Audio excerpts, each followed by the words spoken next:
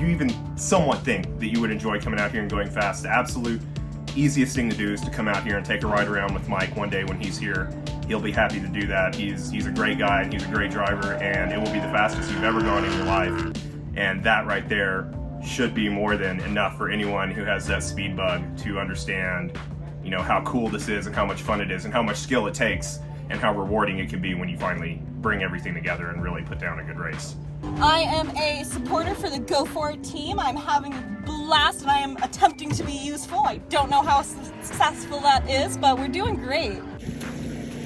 I've learned a lot about how to commit to making the car do things that I normally wouldn't trust it to do, and also how to just be on the track with other racers at the same time safely while still being competitive.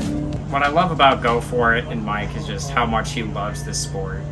As he wants to win as much as anybody else, but when you're around him for more than 10 seconds, you know his biggest priority is just that everybody's out there enjoying themselves.